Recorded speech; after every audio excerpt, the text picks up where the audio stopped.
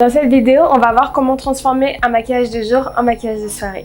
Et c'est pour cela que j'ai gardé mon rouge à lèvres rouge. Je vais vous montrer comment on peut enlever proprement son rouge à lèvres sans abîmer tout son teint. Et comment on peut passer d'un maquillage léger au niveau des yeux à un maquillage plus sophistiqué. Allez, c'est parti. Tout d'abord, je viens prendre mes lingettes démaquillantes. Et donc très délicatement, je vais venir retirer mon rouge à lèvres rouge. Donc très délicatement.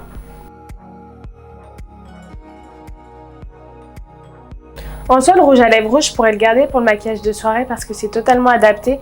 Mais le but de la vidéo, c'est vraiment de vous montrer comment on peut transformer un maquillage sans forcément tout retirer ou tout défaire.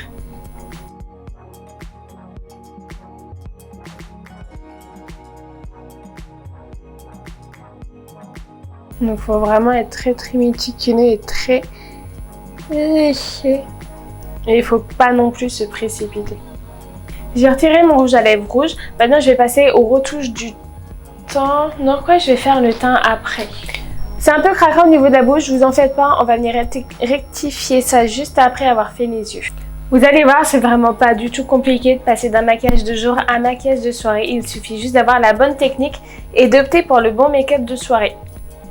En l'occurrence, là, je vais reprendre la même palette avec laquelle je fais mon maquillage de jour et je vais tout simplement venir utiliser mes couleurs un peu plus foncées. Je vais faire un smoky. C'est un make-up qui va extrêmement bien en soirée. C'est un maquillage qui est adapté à mon type de paupières, qui ne nécessite pas trop de changements au niveau du maquillage. Ce que je vous conseille de faire lorsque vous passez d'un maquillage de jour à un maquillage de soirée, c'est de protéger quand même vos dessous des yeux au cas où vous utiliserez des fards qui ont tendance à faire des chutes.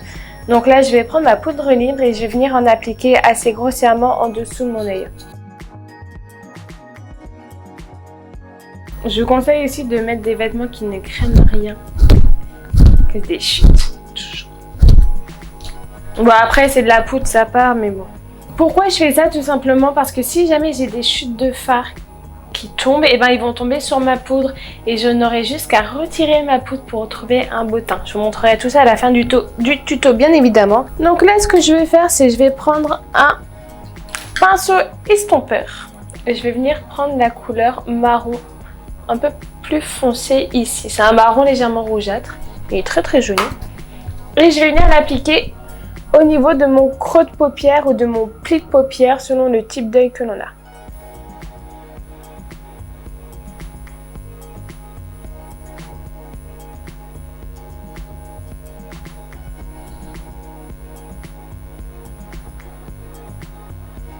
Et je vais venir dessiner ma structure.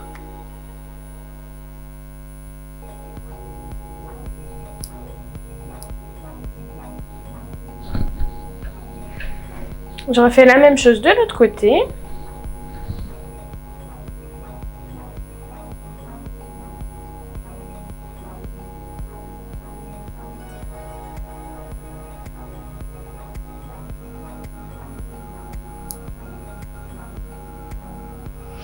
Donc pour dessiner le coin comme ça, en fait, je pose mon fard et ensuite je pars du dessous de mon œil et je rejoins la pointe. Et voilà. Et avec un pinceau estompeur propre, je viens estomper.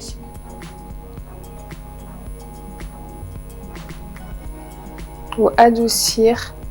Voilà, ma petite zone. Voilà, déjà mon maquillage au niveau des yeux, c'est intensifié. Donc en fonction des goûts, vous pouvez laisser comme ça. Personnellement, je trouve qu'on peut carrément encore y aller beaucoup plus. Et donc je viens prendre un pinceau plat. Donc avec un pinceau plat, je vais venir prendre la couleur foncée que j'ai là. Et je vais l'appliquer sur ma paupière mobile. Et donc pour les paupières avec un creux d'orbite, vous restez au niveau de votre paupière mobile. Pour les paupières en volume, vous venez jusqu'au niveau de votre pli de paupière, c'est-à-dire le pli qui est là. Donc n'hésitez pas à tirer l'œil vers le haut pour bien accéder à tous les espaces qui sont un peu cachés par votre pli de paupière.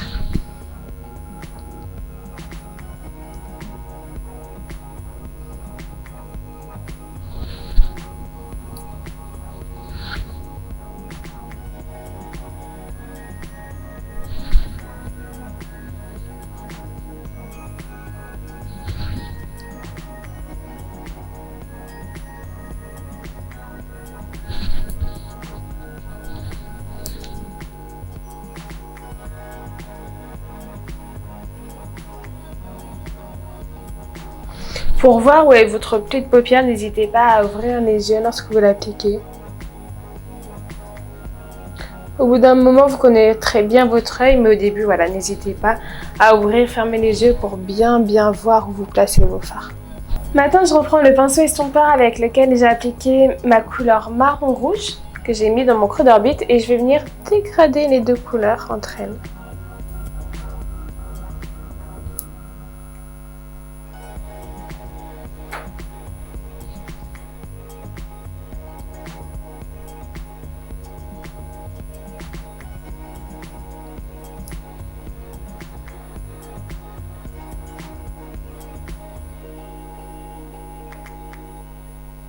Et voilà, et ensuite j'estompe et je ramène ma couleur foncée vers l'intérieur. Je vais pas trop vers l'extérieur, putain, et je fais attention aussi, vous voyez, là sans faire exprès, je me suis donné un coup de pinceau, donc c'est pas grave, je reprends juste ma Beauty Blender sur laquelle il me reste du fond de teint et...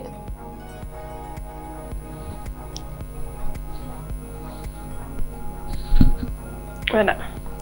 Je viens gommer, entre guillemets, ce que je viens de faire.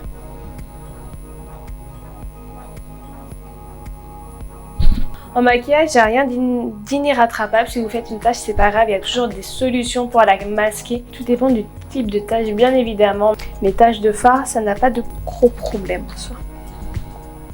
Et là, je reprends mon pinceau estompeur et je viens estomper, flouter tout vers le haut. Avec un petit pinceau plat applicateur, je viens reprendre de la couleur foncée. Et je vais faire le raccord au niveau de mon dessous de l'œil.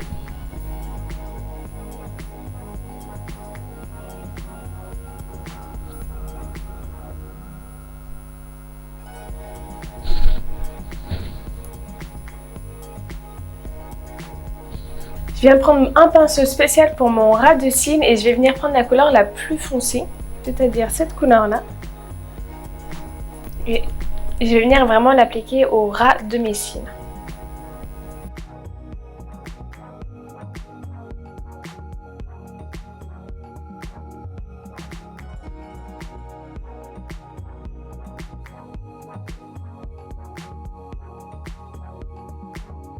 Et voilà, j'ai transformé mon maquillage des yeux en maquillage de soirée. Maintenant, je vais passer au teint. Donc, je reprends la brosse avec laquelle j'ai appliqué ma poudre lips sous les yeux. Je regarde, j'ai eu des petites chutes, donc heureusement que je l'ai mise.